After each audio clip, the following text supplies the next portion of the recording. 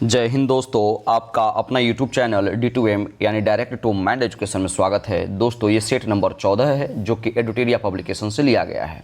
अभी मैं आपको बता दूं कि हमारे चैनल पर अभी लगातार सेट प्रैक्टिस चलाया जा रहा है जो कि BSSC का है, आने वाला एग्जाम का है अभी। तो आप मेरे चैनल से पहली बार जुड़ रहे हैं तो चैनल को सब्सक्राइब कर ले और बेल आइकन को प्रेस कर ले। इससे क्या होगा कि मैं जो भी वीडियो अपलोड करूंगा सबसे पहले आपको नोटिफिकेशन मिलेगा और आप क्वेश्चन से अपडेटेड होंगे। साथ ही साथ इस वीडियो का PDF पाने के लिए डिस्क्रिप्शन में दिए हुए लिंक पर क्लिक कर हमारे टेलीग्राम चैनल से जुड़िए और वहां से इस वीडियो का PDF प्राप्त कर सकते हैं। इस बुक का 4 से 5 और सेट बचे हुए हैं। इसके बाद हम ठीक किरण पब्लिकेशन का या हो सकता है कि अल्टरनेट में 1-2 दिन में ही शुरू कर दें, जिसका वॉल्यूम 2 मार्केट में आ चुका है। तो आइए हम एक एक करके प्रश्नों को देखेंगे। प्रश्न संख्या 1 से। प्रश्न संख्या 1 क्या कहता है?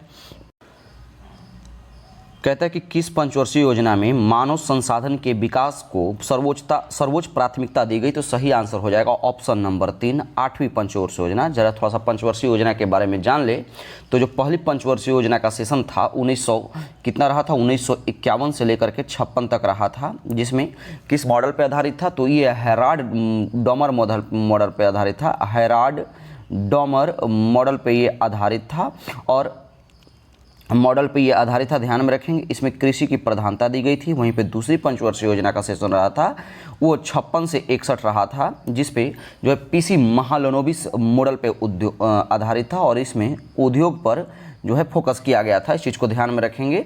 साथ ही साथ हॉलीडे प्लान कब लाया गया था? तो हॉलीडे प्लान लाया गया था तृतीय पंचवर्षीय योजना के दौरान, यानी 1966 में। और जबकि एक था रोलिंग प्लान, तो रोलिंग प्लान लाया था मोरारजी देसाई के सरकार में 1978 ईस्वी में। इस चीज़ को ध्यान में रखेंगे। 8वीं पंचवर्षीय योजना की बात कर ले तो इसका जो सेशन रहा था यानी 1992 से लेकर के 1997 तक रहा था। इस चीज़ को ध्यान में रखेंगे। तो इसका सही आंसर क्या हो जाएगा? Option number 3। अगला प्रश्न है कि जब सकल घरेलू उत्पाद में से उत्पादन की प्रक्रिया में प्रयुक्त मशीन और पूंजी के मूल्य में कमी को घटा दिया जाए तो उसे हम क्या कहते हैं? तो इसका सही आंसर क्या हो जाएगा? ऑप्शन नंबर 4, इसको आप NDP कहेंगे। इसमें एक आपको NNP दिख रहा हो तो जब NNP फाइंड करना हो तो आप क्या करेंगे? तो GNP में से क्या करिए? GNP में से मूल ह्रास को आप घटा दीजिए, ठीक है। तो आपको निकल कर आ जाएगा NNP। अब GNP निकालना होगा तो क्या करेंगे? बस GNP निकालना हो तो GNP equals to NNP plus में NNP और प्लस में आप मूल ह्रास कर दीजिए, फिर आपको GNP निकल जाएगा। GDP के बारे में आप जानते हैं कि एक वर्ष के दौरान किसी भी देश के अंदर जो भी कुल उत्पादित वस्तु होता है उसका कुल लागत कुछ संग्रहित वस्तुओं का जो होता है, ये मैंने कहा केवल देश के अंतर्गत, तो उसी को हम क्या कहते हैं? GDP कहते हैं। ध्यान में रखेंगे। तो इसका सही आंसर हो जाएगा ऑप्शन नंबर 4। अगला प्रश्न है, कहता है कि निम्नलिखित में से कौन सा मुद्रास्फीति तथा बेरोजगारी के संबंधों को दर्शाता है? तो सही आंसर हो जाएगा ऑप्शन नंबर 1, फिलिप्स वक्र, ठीक है। फिलिप्स वक्र है, क्या कहता है? तो कहता है कि मुद्रास्फीति कम होने से बेरोजगारी बढ़ती है तथा मुद्रास्फीति अधिक होने से बेरोजगारी घटती है। तो इसका सही आंसर हो जाएगा 1 नंबर। लाइकेन में कवक और शैवाल के मध्य सहजीवी संबंध क्या कहलाता है? तो ये कहलाता है आपका हेलोटिज्म। ध्यान में रखेंगे ऑप्शन नंबर 4। जबकि पेड़ों की छालों पर उगने वाले लाइकेन को हम कार्टिकोलस कहते हैं। ये क्या है? जो कि पेड़ों की छालों पर उगता है। प्रश्न है कि कोशिका के बारे में निम्नलिखित में से कौन सा कथन सही नहीं है? तो जरा हम स्टेटमेंट पढ़ लें।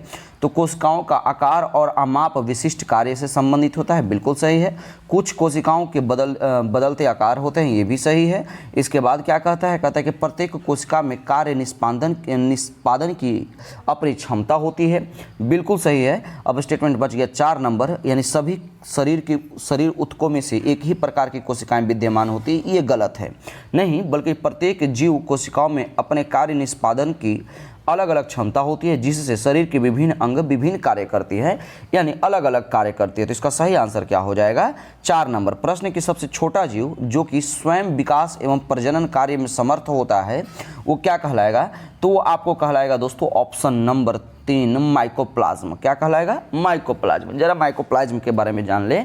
तो माइकोप्लाज्म ऐसे जीवधारी हैं जिनमें कोशिका भित्ति नहीं पाई जाती। ये सबसे छोटी जीवित कोशिकाएं हैं जो कि ऑक्सीजन के बिना भी जीवित रह सकती हैं।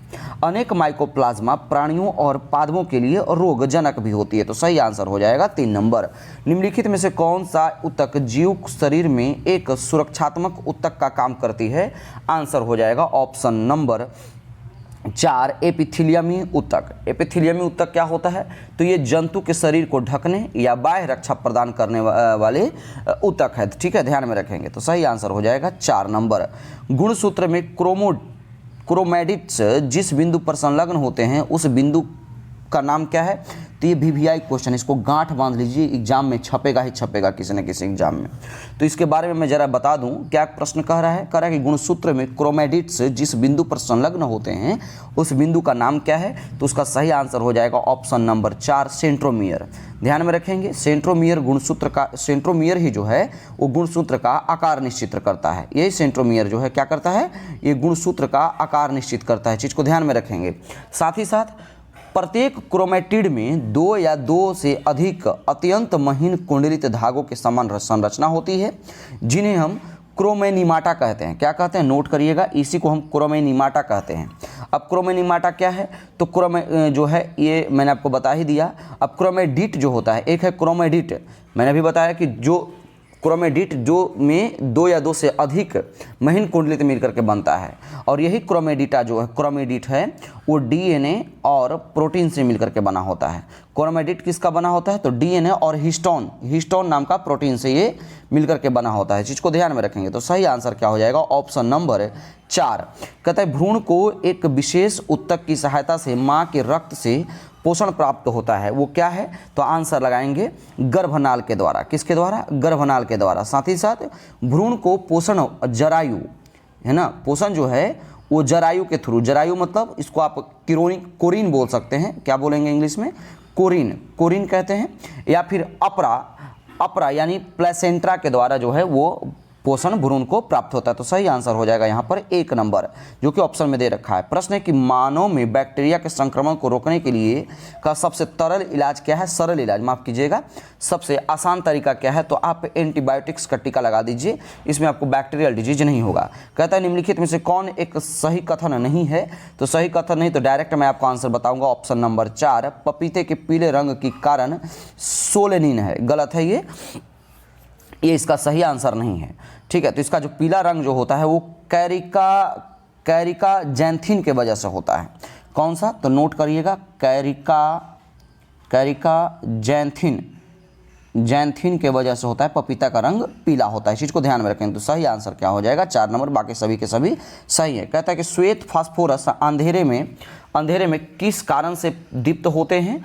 तो इसलिए कि ये मंद गति ऑक्सीकरण के कारण। तो ऑप्शन नंबर 2 इसका सही आंसर हो जाएगा। कहता है मिथाइल ऑरेंज के क्षारीय विलयन का रंग कैसा होता है? तो ध्यान में रखेंगे, ये मिथाइल ऑरेंज के क्षारीय विलयन पूछा है, न कि अम्लीय। तो आप आंसर लगाएंगे, जब क्षारीय का जिक्र है तो आप आंसर लगाएंगे पीला, जब अगर अम्लीय पूछता तो अम्लीय विलयन का होता तो आप गुलाबी लगा देते हैं। ध्यान में रखिएगा।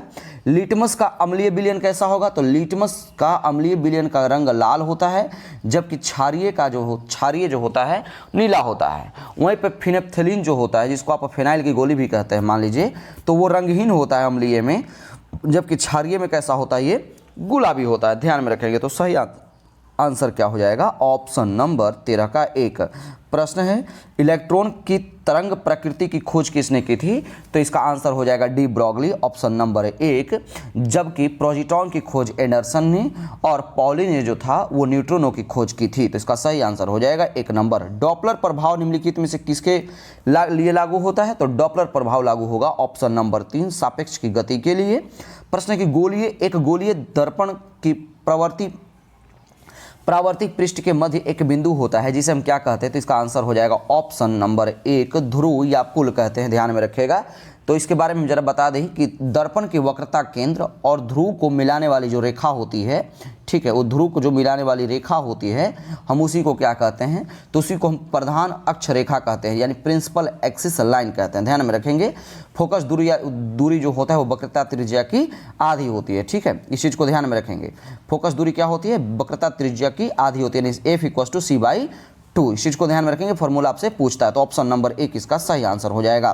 प्रश्न किसी चालक में विद्युत धारा द्वारा उत्पन्न ऊष्मा को किस रूप में निरूपित करते हैं? सही आंसर हो जाएगा ऑप्शन नंबर 2, H=I²RT। अगला प्रश्न है, कहता है कि यांत्रिक ऊर्जा किसके बराबर होती है? तो यांत्रिक ऊर्जा बराबर होती है गतिज ऊर्जा प्लस में स्थितिज ऊर्जा। ऑप्शन नंबर 4 इसका सही आंसर हो जाएगा।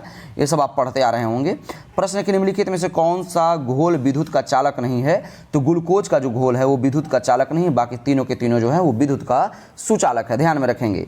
1 पिकोमीटर बराबर कितना होता है? तो 1 पिकोमीटर पूछा है तो आप 10⁻⁻12 लगाइए, न कि 12 लगाइएगा, ठीक है, ये गलत हो जाएगा। वहीं पर 10⁻⁻9 अगर -9 होता है इसको हम नैनोमीटर कहते हैं। वहीं पर 10⁻⁻ अगर 12 है तो ये क्या है? तो ये टेरामीटर के बराबर है। किसके बराबर है? ये टेरामीटर के बराबर है।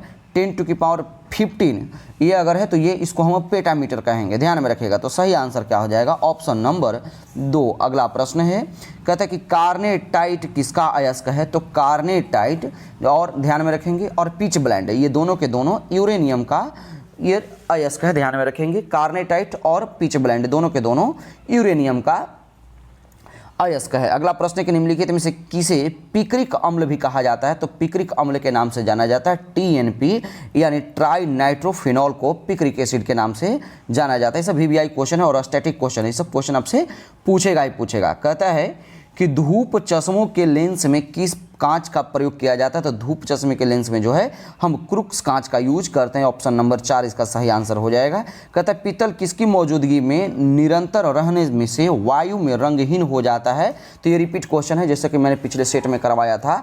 आंसर लगाइएगा हाइड्रोजन सल्फाइड, इसका सही आंसर हो जाएगा। अगला प्रश्न है कि हीरा और ग्रेफाइट में मुख्य अंतर बताइए। तो इसमें से मुख्य अंतर जो होगा वो ऑप्शन नंबर 1 ही दिख रहा है कि हीरा जो है चतुष्फलकीय संरचना एवं जो है ग्रेफाइट षष्ठकोणीय संरचना होता है। ऐसे भी ध्यान में रखेंगे कि हीरा जो है कठोर होता है जबकि ग्रेफाइट मुलायम। हीरा जो है विद्युत का कुचालक जबकि ग्रेफाइट सुचालक। यह जो हीरा जो है वो पारदर्शी एवं रंगहीन होता है जबकि ग्रेफाइट अपारदर्शी एवं काले रंग का होता है। इस चीज को ध्यान में रखिएगा। तो सही आंसर क्या हो जाएगा? 1 नंबर। प्रश्न है कि गैसीय तत्वों में सबसे भारी तत्व कौन सा है? तो गैसीय तत्वों में सबसे जो भारी है दोस्तों वो क्या है? वो ऑप्शन नंबर 2 रेडॉन है। इस चीज को ध्यान में रखेंगे। जबकि पोलोनियम की अगर बात आए तो पोलोनियम का तो सिंबल हो जाता है PO। इसका सबसे अधिक समस्थानिक है। टोटल समस्थानिकों की संख्या कितनी है? 27। ध्यान में रखेंगे। जेनॉन को हम स्ट्रेंजर गैस के नाम से जानते हैं। किस गैस के नाम से? तो स्ट्रेंजर गैस के नाम से जानते हैं। जबकि फ्लोरीन जो है ये सबसे प्रबल उपचायक है, ध्यान में रखेंगे, ऑक्सीडाइजिंग। तो इसका सही आंसर क्या हो जाएगा? 2 नंबर। प्रश्न है कि एक हाइड्रोकार्बन है जिसमें कार्बन के 2 परमाणु द्विबंध द्वारा जुड़े होते हैं, वो क्या कहलाएंगे? आंसर लगाइएगा ऑप्शन नंबर 2, वे एल्किन कहलाएंगे, ध्यान में रखेंगे। एल्किन क्या है?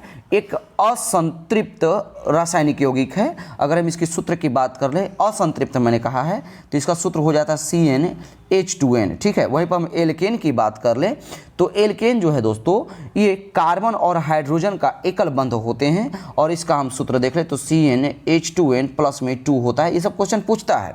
और एल्काइन, तो यह एल्काइन जो है एक असंतृप्त हाइड्रोकार्बन है, ये भी, जो कि एक सबसे अधिक त्रिबंध रखते हैं। और इसका हम सूत्र की बात कर ले तो CnH2n माइनस में 2 होता है। तो इस तरह से सही आंसर हो जाएगा ऑप्शन नंबर 2। अगला प्रश्न है कि हाइड्रोक्लोरिक एसिड कांच की बोतल में नहीं रखा जा सकता क्योंकि वह अभिक्रिया करता है किससे? आंसर 3 हो जाएगा कांच के सिलिकॉन डाइऑक्साइड से। अगला प्रश्न है कि निम्नलिखित में से कौन सा युग्म सुमेलित नहीं है? सही आंसर आपको बताएंगे। डोमिगिस जो पायस है वो तुर्की का यात्री नहीं था, बल्कि जो कहाँ का था? तो ये पुर्तगाल के थे। ये कौन से थे? तो ये पुर्तगाली थे, ध्यान में रखेंगे, ठीक है। इसने दक्षिण भारत की यात्रा के दौरान विजयनगर साम्राज्य के ऐतिहासिक पहलुओं का विस्तृत वर्णन किया था, ठीक है। तो इसका सही आंसर क्या हो जाएगा? 4 नंबर। बाकी तीनों के तीनों सही मैच कराया हुआ है। प्रश्न के सातवाहन शासक यज्ञ श्री सतकर्णी यानी 165 से 194 ईस्वी के दौरान के सिक्कों पर किसके चित्र अंकित मिलता है?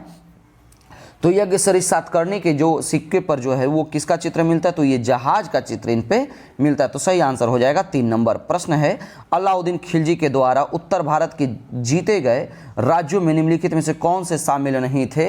तो शामिल कौन कौन नहीं थे ये पूछ रहा है। तो गुजरात तो था ही, इसके बाद रणथंभौर भी था, जैसलमेर भी था, बस कश्मीर और द्वार समुद्र को ये नहीं जीत पाया था। यानी 4 और 5 नंबर, यानी ऑप्शन नंबर 3 इसका सही आंसर हो जाएगा।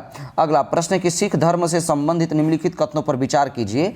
तो कथन पर जरा हम विचार करते हैं। तो गुरु नानक के उत्तराधिकारी जो है गुरु अंगद हुए, बिल्कुल सही। गुरु ग्रंथ साहिब की रचना गुरुमुखी लिपि से हुई, सही है। खालसा पंथ की स्थापना गुरु गोविंद सिंह ने कही, तीनों के तीनों सही, यानी ऑप्शन नंबर 4 इसका करेक्ट आंसर हो जाएगा। प्रश्न की ताम्र पाषाणी की संस्कृत में निम्नलिखित में से किस पशु का साक्ष्य प्राप्त नहीं होता है? तो इसमें घोड़ा का साक्ष्य प्राप्त नहीं होता है, यानी ऑप्शन नंबर 3 इसका सही आंसर हो जाएगा।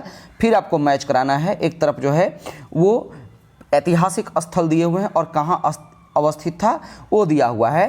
तो इसमें कह रहा है कि कौन सा सुमेलित शायद नहीं है। एक बार जरा हम प्रश्न को देखेंगे। हाँ, कौन सा सुमेलित नहीं है, तो आप जरा देख लीजिए। सूरकोटदा गुजरात में है, सही है। चान्होदोड़ सिंध में है और सुतकांगडोर बलूचिस्तान में। धौलावीरा राजस्थान नहीं बल्कि गुजरात के कच्छ जिला में होना चाहिए। तो इसका सही आंसर हो जाएगा 4 नंबर। अगला प्रश्न है, फिर आपको अशोक का अभिलेख दिया हुआ है और इधर विवरण दिया हुआ है और कह रहा है कि कौन सुमेलित नहीं है। ठीक है, तो फिर हम इसको जरा मैच कराएंगे तो आंसर निकल करके आ जाएगा। डायरेक्ट मैं आपको बता देता हूं कि छठा जो शिलालेख है, यानी प्रथम शिलालेख में पशु बलि की निंदा सही है। चौथा शिलालेख भेरी घोष की जगह धम घोष की घोषणा, और छठा शिलालेख में जो तीर्थ यात्राओं का उल्लेख है ये गलत दिया हुआ है। इसमें जो है आत्मनियंत्रण की बात की गई है। किसकी बात की गई है? तो आप आत्मनियंत्रण की चर्चा की गई। तो ऑप्शन नंबर 3 इसका करेक्ट आंसर हो जाएगा। प्रश्न कि द्वितीय आंग्ल मैसूर युद्ध के समय भारत का गवर्नर जनरल कौन था? तो बता दें कि द्वितीय आंग्ल मैसूर युद्ध हुआ कब था? तो 1780 से लेकर के ये 84 तक चला था। इस समय जो है भारत का गवर्नर जनरल वारेन हेस्टिंग्स था। ऑप्शन नंबर 1 इसका सही आंसर हो जाएगा। जबकि 1784 ईस्वी में मंगलोर की संधि के द्वारा इस युद्ध की समाप्ति हुई थी। तो ऑप्शन नंबर 1 इसका करेक्ट आंसर हो जाएगा। और ये क्वेश्चन VVI भी है, ध्यान में रखेंगे। मुगल साम्राज्य के पतन के दौरान निम्नलिखित में से किस स्थान पर बसे हुए अफगानियों ने मुगल शासन के विरुद्ध विद्रोह किया था? आंसर लगाइएगा रुहेलखंड। ऑप्शन नंबर 1 इसका सही आंसर हो जाएगा। प्रश्न है कि सप्त क्रांति यानी 7 क्रांतियां एक समाजवादी विचार किसके द्वारा प्रस्तावित किया गया था? और तो इसका आंसर लगाइएगा ऑप्शन नंबर 3 इसका करेक्ट आंसर हो जाएगा राम मनोहर लोहिया के द्वारा। इसके अंतर्गत हुआ क्या था? तो इसके अंतर्गत पुरुष, महिला, जाति, रंग आदि के आधार पर भेदभाव को समाप्त करने पर बल दिया गया था। तो करेक्ट आंसर हो जाएगा 3 नंबर। प्रश्न है कि कलकत्ता के प्रसिद्ध हिंदू कॉलेज की स्थापना किसने की थी? VVI क्वेश्चन है, ध्यान में रखिएगा।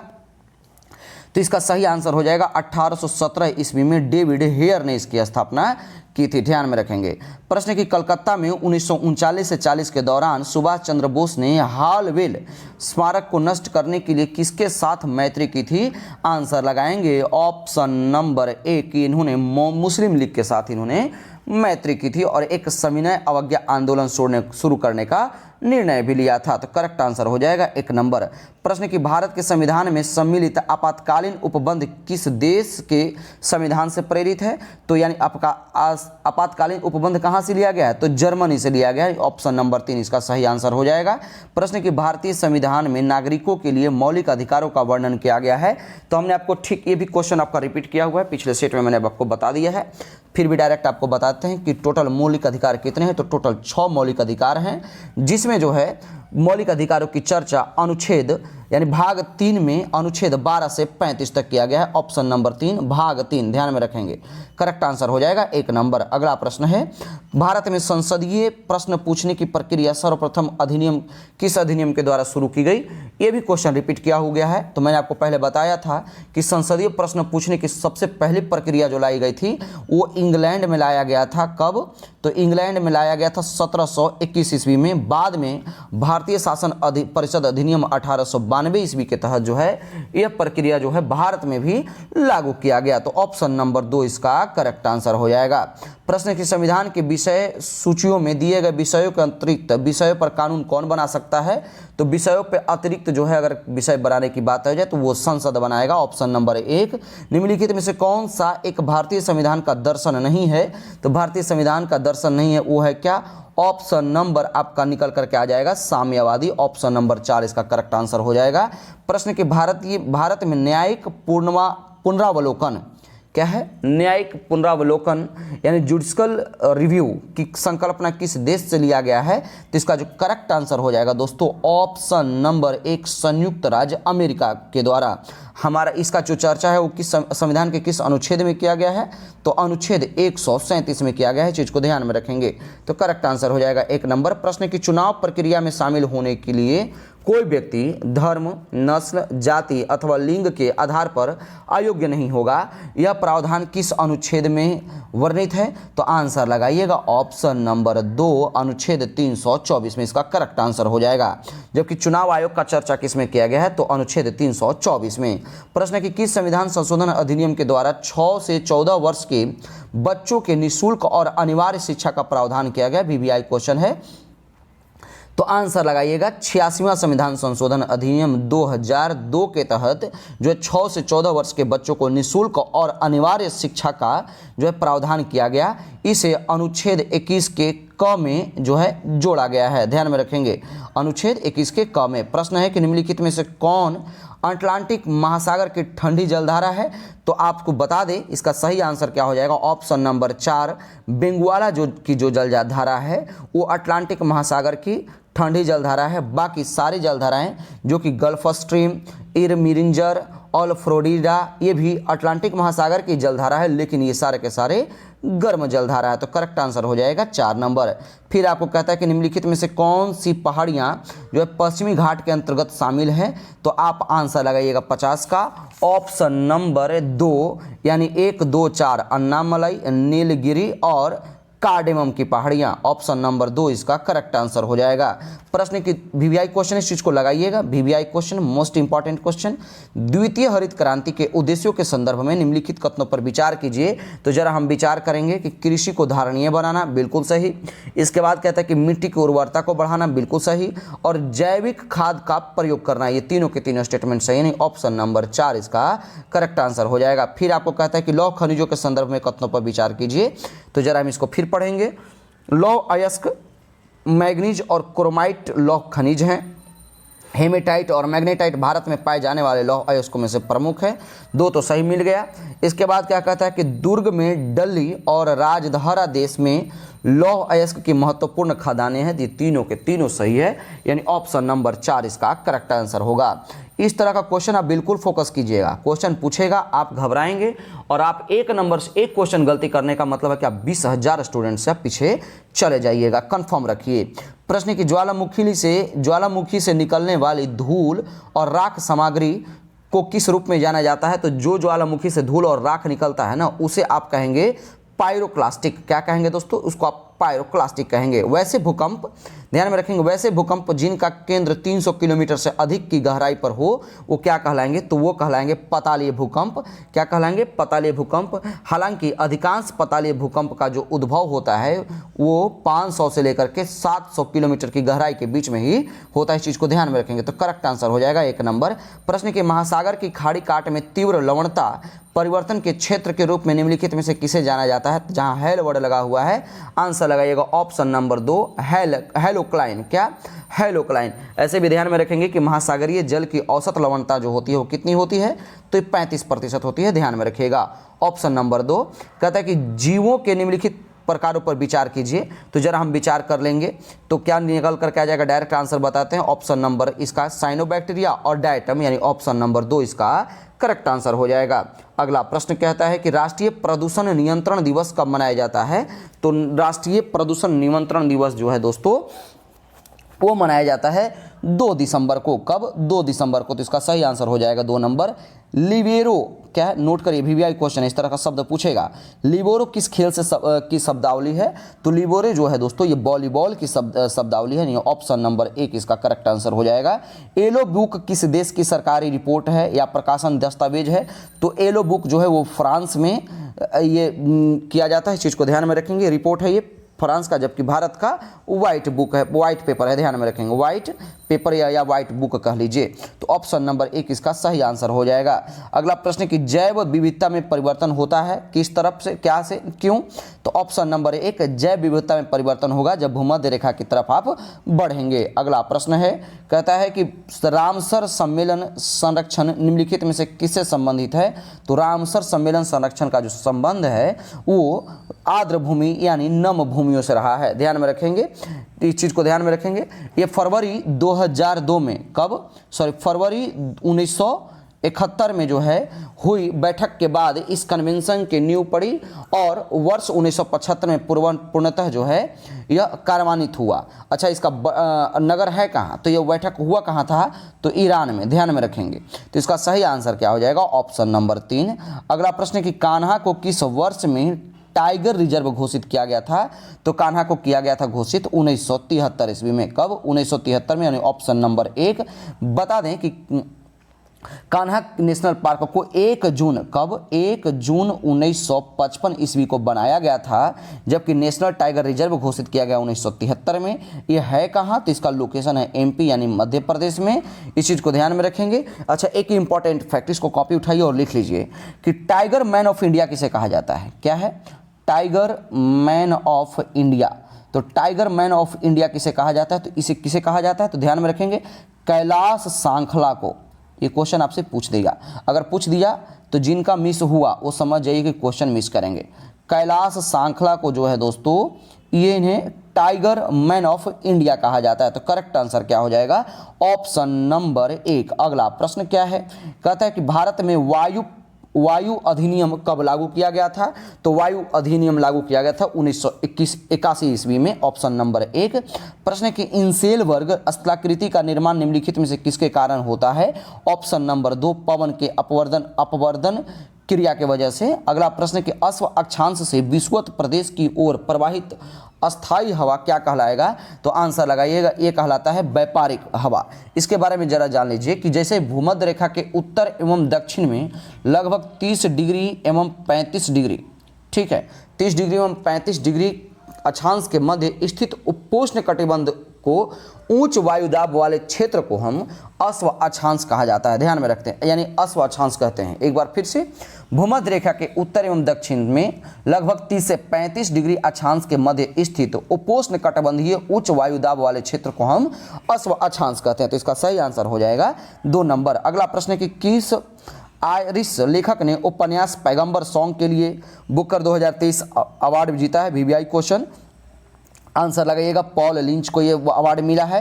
प्रश्न है कि क्रिकेट के जुड़े बैजबॉल या बजबॉल जो है उस शब्द को हाल ही में किस डिक्शनरी में जोड़ा गया, तो कॉलिंस में, ऑप्शन नंबर 2। हाल ही में आयोजित एंथोरियम उत्सव किस राज्य में प्रमुख उत्सव है, यानी किस राज्य में मनाया जाता है, आंसर लगाइएगा, ऑप्शन नंबर 3, एंथोरियम उत्सव मिजोरम।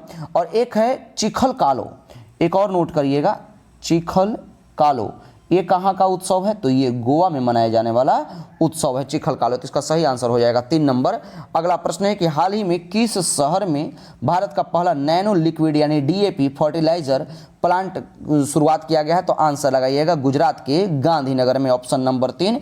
प्रश्न है कि वर्ष 2023 का रसायन क्षेत्र में नोबेल का पुरस्कार किसे प्रदान किया गया, तो ये तीनों के तीनों व्यक्ति को प्रदान किया, यानी मॉगनजी जी बावंडी, लुइस ई ब्रूस और एलेक्सी आई एकिमोव। बाकी आप देख रहे हैं कि लगातार 4 सेट से कभी साहित्य के क्षेत्र में, तो कभी चिकित्सा के क्षेत्र में, तो कभी शांति के क्षेत्र में पूछ ही रहा है, यानी नोबेल अवार्ड जो है वो रडार पे होना चाहिए। तो ऑप्शन नंबर 4 इसका सही आंसर होगा। अगला प्रश्न है कि स्टैचू ऑफ वननेस यानी शंकराचार्य की 108 फीट की ऊंची प्रतिमा किस राज्य में बनाया गया है, आंसर लगाइएगा 71 का, ऑप्शन नंबर 3, ये मध्य प्रदेश में बनाया गया है। प्रश्न कि राष्ट्रपति द्रौपदी मुर्मू ने नए भारत के लिए नई शिक्षा, VBI क्वेश्चन ध्यान में रखेंगे, नाम से राष्ट्रीय शिक्षा अभियान की शुरुआत किस राज्य में की, तो इसका सही आंसर हो जाएगा उड़ीसा में इन्होंने इसकी शुरुआत की। और अगला प्रश्न देखिए 73 कहता है कि भारत की जन औषधि पहल में शामिल होने वाला पहला देश कौन बन गया है, तो मॉरिशस। प्रश्न की आदिति, क्या है दोस्तों, आदिति योजना निम्नलिखित में से किस क्षेत्र से संबंधित है, तो आदिति योजना जो है वो रक्षा क्षेत्र से संबंधित है। और आज के सेशन का लास्ट प्रश्न क्या है दोस्तों, कहता है कि हाल ही में भारत और किस देश के बीच द्विपक्षीय समुद्री अभ्यास यानी समुद्र लक्ष्मण शुरू हुआ, तो आंसर लगाइएगा, ऑप्शन नंबर 3, मलेशिया में। उम्मीद करते हैं कि आपको सेशन पसंद आया होगा। अगर सेशन पसंद है तो आप अधिक से अधिक शेयर करिए और हमारे चैनल से कंटिन्यू जुड़े रहिए। तब तक के लिए धन्यवाद।